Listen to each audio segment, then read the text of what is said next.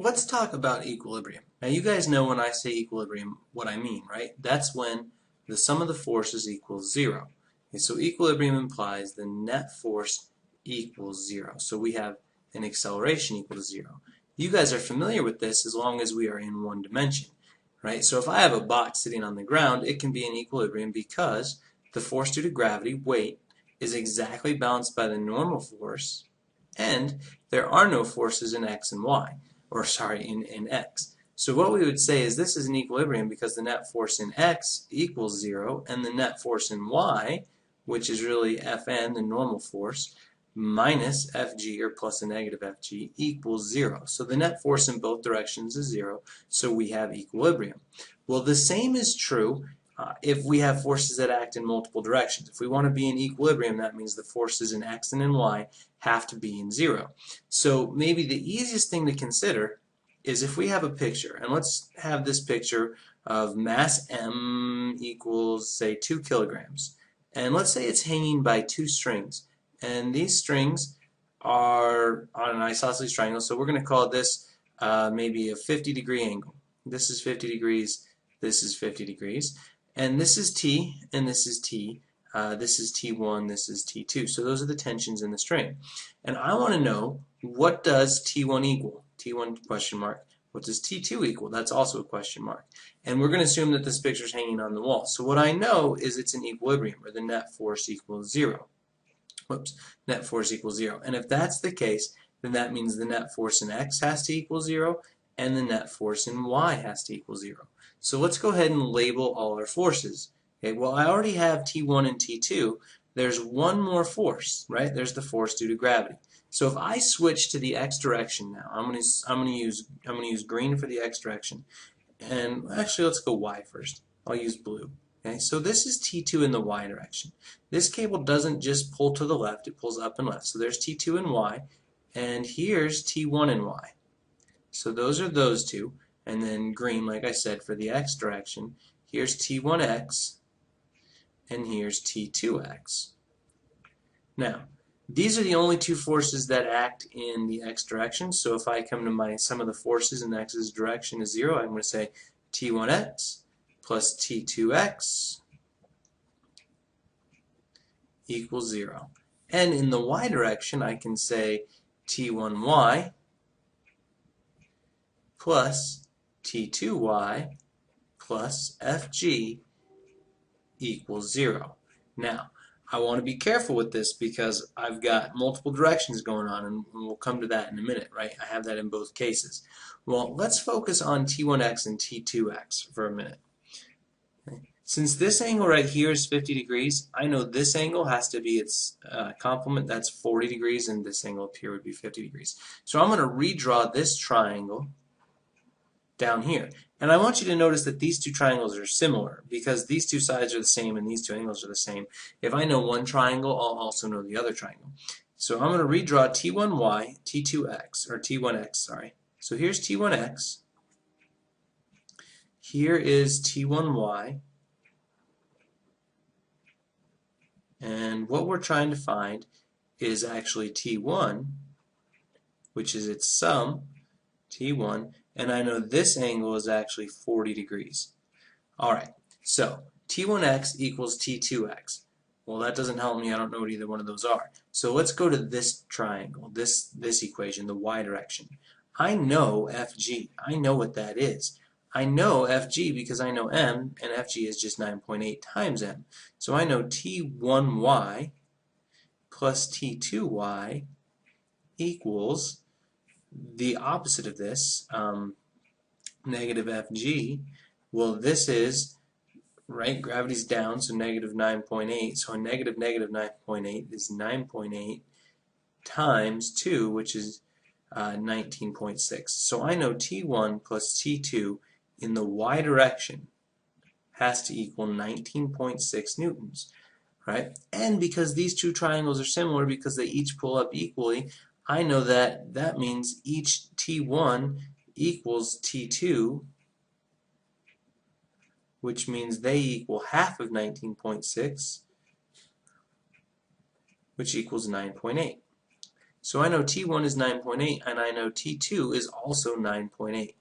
So now I'm going to come to my right triangle, and I'm going to go ahead and I'm going to put that information in. I know this is 9.8. I know that angle is 40 degrees. I'm almost done with this problem because I can say T1y is 9.8, and I know an angle, this angle is 40 degrees. Now this is an adjacent side to that angle. This is a hypotenuse. So I know I want to use cosine.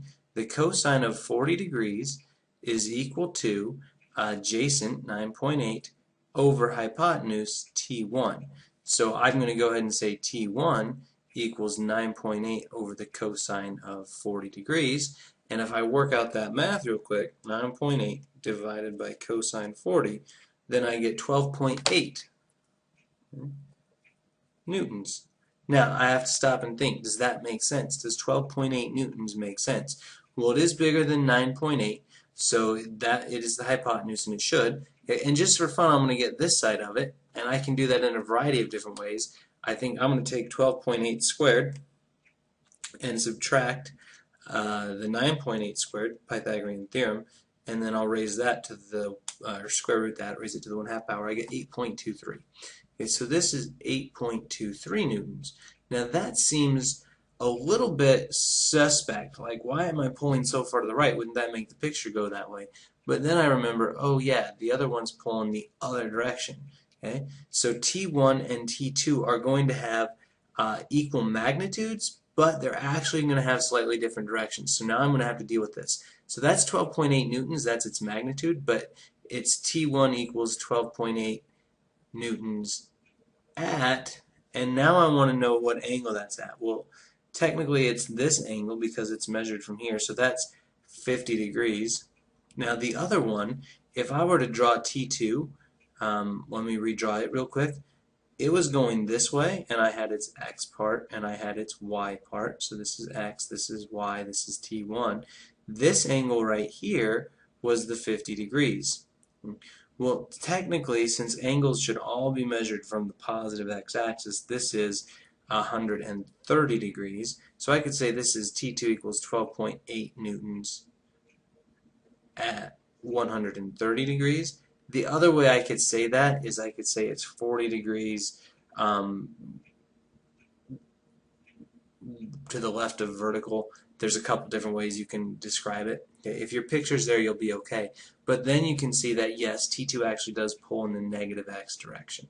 Now, one more example, and then I'll let you guys work some problems. And this example is going to be a little bit trickier. I'm going to have a tire swing. And let's say that this tire swing is supported by a rope, and somebody's pulling this tire swing straight back. Okay? So I have this force from pulling, and they're pulling it so that the tire swing makes an angle of 20 degrees with the vertical. And let's say the tire has a mass of 10 kilograms. I want to know how much force this guy has to pull with. Okay? Well, this becomes an interesting question because this string actually supports some of this weight. So there's actually some tension up here. I'm going to call that Ft. Now, that tension force is fairly large, but it's compared to this pull force because the pull force doesn't have to support the entire weight of the tire. So we've got to draw our forces here and see what's going on. Now I'm going to go ahead and I'm going to redraw this picture. So I've got the tire hanging over here. This angle is 20 degrees.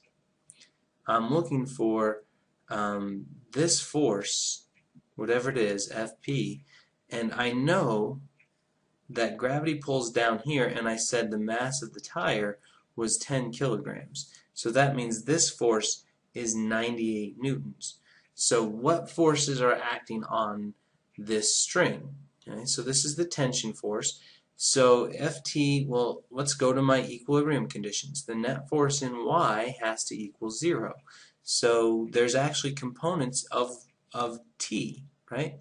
There's this component that pulls in y, Fty, and there's the other component that pulls an x. So the net force in y has to equal 0, so that means Fty has to equal 98 newtons because it's got to exactly counteract gravity. Now this angle's 20 degrees, which means this angle's 20 degrees.